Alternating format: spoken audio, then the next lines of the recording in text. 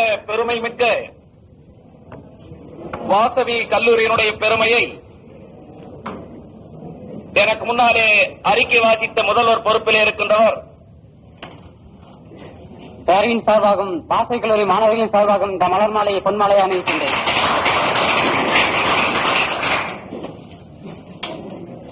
உங்களுக்கெல்லாம் தெளிவாக எடுத்துக் கூறினார்கள். வாசவி கல்லூரி மாணவர் பேரவை சார்பாகவும் மாணவர் சார்பாகவும் பேராசிரியர் சார்பாகவும் இந்த மலர் மாலை பொன்மாலை அணிவிக்கிறேன்.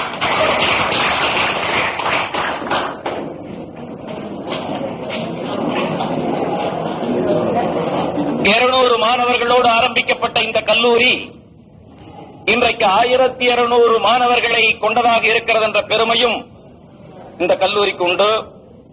2.5 லட்சம் ரூபாய் செலவிலே கம்ப்யூட்டர் சயின்ஸ் கற்றுக் கொடுக்கின்ற பெருமை இந்த கல்லூரிக்கு உண்டு.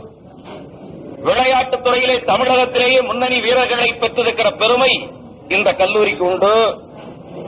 பேராசிரியர்கள் எல்லாம் டாக்டர் பட்டம் பெற்றிருக்கிற பெருமை இந்த கல்லூரிக்கு உண்டு. சாதாரணமாக இருக்கின்றவர்கள் எல்லாம் பேராசிரியர் பட்டம் பெற்றிருக்கின்ற பெருமை இந்த கல்லூரிக்கு உண்டு. சென்ற ஆண்டு எங்களது கல்லூரிக்கு வருகை தந்துள்ள சொல்லேலுவன் செல்லமுத்து அவர்களுக்கு மாணவர் பேரவை சார்பாகவும் மாணவர் சார்பாகவும் இந்த மலர் மாலை பொன்மாலையாக அணிவிக்கின்றோம்.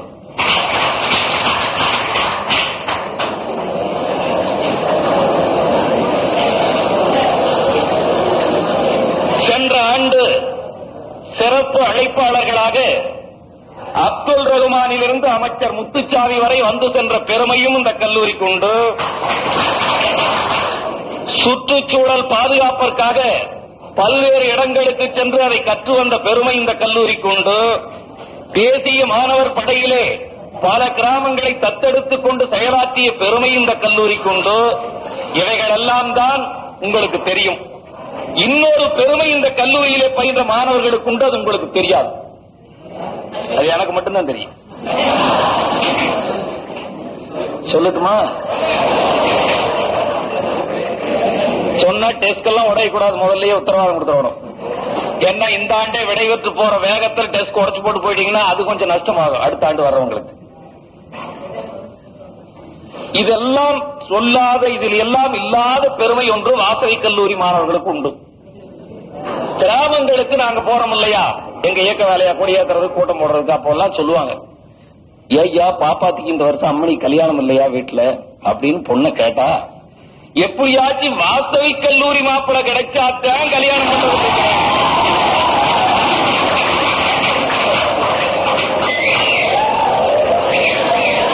அது உங்க பேராசிரியர்களுக்கும் தெரியாது, உங்க பிரின்சிபாலுக்கும் தெரியாது. அந்த பெருமை அநேகமா உங்களுக்கு பவுனும் பணமும் கூட எச்சு கிடைச்சாலும் கிடைக்கலாம். என்ன நீங்களே பரிச்சை பத்தி கவலைப்படுறது இல்லையா?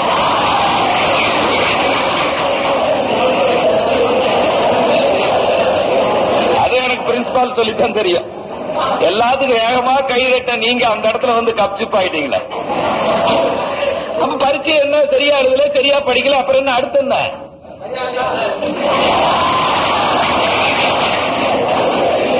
போன வருஷம் பொன்னுச்சாமி கல்லூரி தேர்வுல வெற்றி, இந்த ஆண்டு கல்லூரி தேர்வுல என்ன ஆகும்னு அப்புறம் தெரியும். இது இந்த போன வருஷம் இந்த தலைவர் தேர்தல், இந்த வருஷம் கல்லூரி தேர்தல், அடுத்த வருஷம் காதல் தேர்தல்.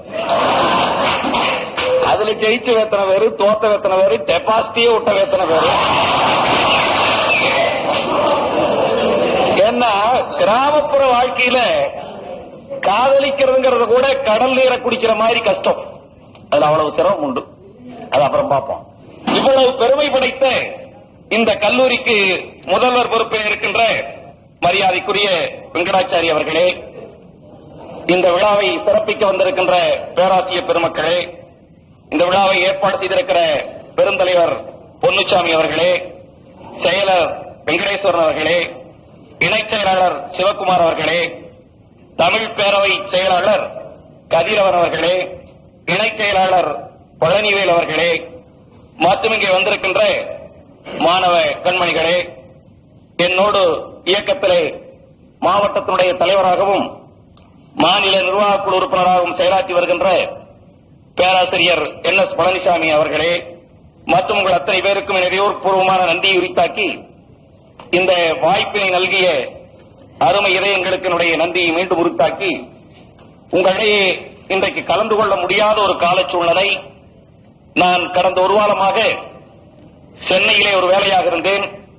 இன்றைக்கும் கூட அந்த வேலை தொடர்ந்து இன்றைக்கு இருக்க வேண்டிய சூழல் இருந்தாலும் கூட இதை ஏற்பாடு செய்தவர்களுக்கு நன்றாக இருக்காது என்கிற எண்ணத்திற்காக ஓடோடி வந்து இதிலே கலந்து கொண்டு திரும்பவும் சென்னை செல்ல வேண்டிய நெருக்கடியான நேரத்திலே கூட இதிலே கலந்து கொள்வதற்கு பெருமையும் சந்தோஷமும் மகிழ்ச்சியும் அடைந்து அதை ஏற்பாடு செய்தவர்களுக்கு மீண்டும் நன்றியை சொல்லி, மாணவர்களாகிய நீங்கள் மனிதனுடைய வாழ்க்கையிலே கிடைத்தற்கரிய ஒரு காலகட்டத்திலே வாழ்ந்து கொண்டிருக்கிறீர்கள்.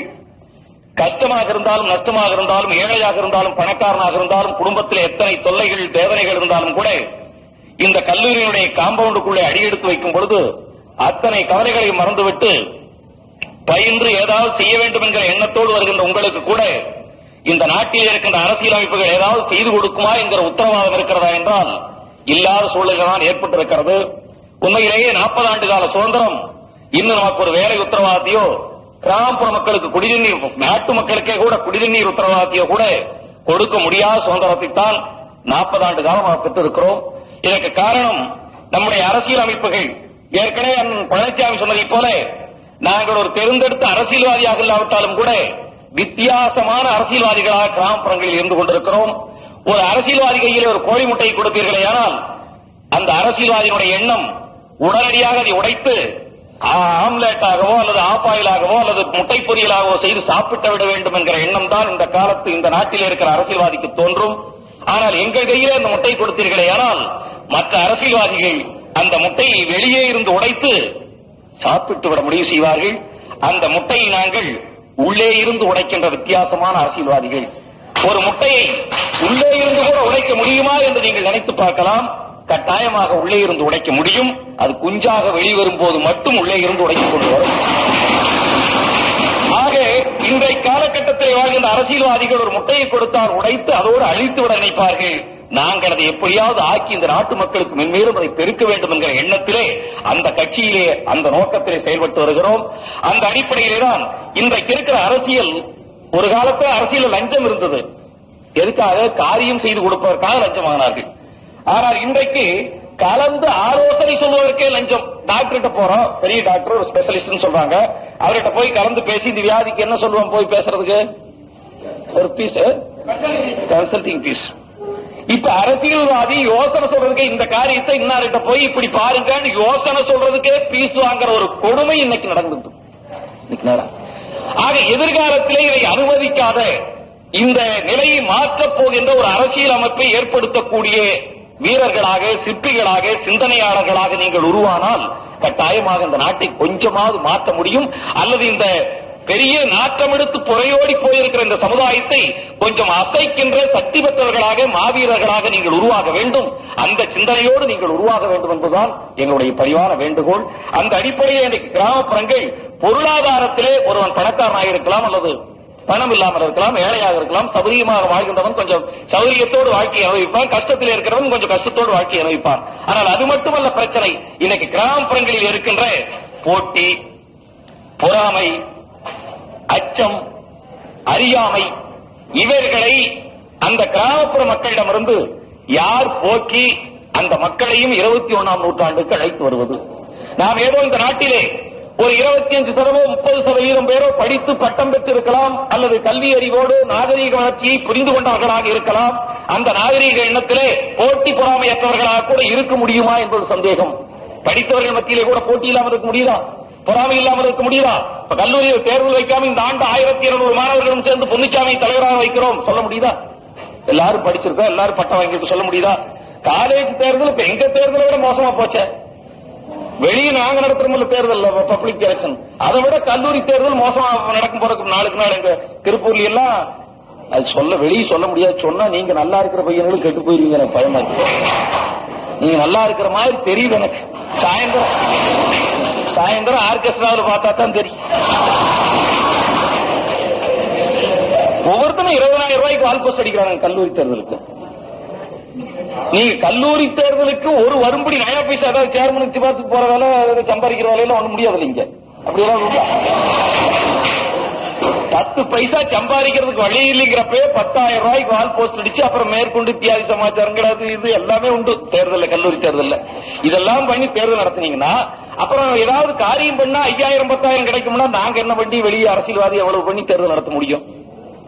இந்த நிலை நீடித்துக் கொண்டே போகாமல் தடுப்பதற்கு மட்டுமல்ல, இப்படி கொஞ்சம் பேர் போட்டி பொறாமையற்றவர்களாக கூட படித்தவர்கள் வாழ முடியாத நிலை இருக்கும் பொழுது படிக்காத பாமரர்களாய் அப்பாவிகளாய் அறியாமையிலே புரண்டு கொண்டிருக்கிற அந்த சமுதாயத்தின் திருப்பி அந்த 75% பேரையும் இழுத்துக் கொண்டு சென்றால்தான் உண்மையான இந்த நாட்டினுடைய வளர்ச்சியாக உண்மையாக 21ஆம் நூற்றாண்டுக்கு செல்வர்களாக அமைய முடியும். என்ன ஒரு 25% பேர் மட்டும் படிச்சுட்டு புத்திசாலித்தனமா கொஞ்சம் பொருளாதாரத்தோடு அறிவுபூர்வமாக வாழ்ந்தோம் என்றால் அது வளர்ச்சியாகாது, ஒரு புறம் வீக்கமாகத்தான் இருக்கும். எனவே இந்த கிராமப்புறத்திலே இருக்கிற நான் மேற்கூறிய இந்த போட்டி, பொறாமை, அச்சம், அறியாமை இந்த 4ஐயும் அகற்றுவதற்கு நீங்கள் துணை நிற்க வேண்டும். இந்த அச்சமும் அறியாமையும் போட்டியும் பொறாமையும் எவ்வளவு தூரம் கிராமப்புறங்களிலே ஊடுருவி இருக்கிறது என்பதை ஒரு சில நிகழ்ச்சிகள், உண்மையான நிகழ்ச்சிகள் மூலம் உங்களுக்கு படம் பிடித்து காட்டி நான் முடித்துக் கொள்ள ஆசைப்படுகிறேன்.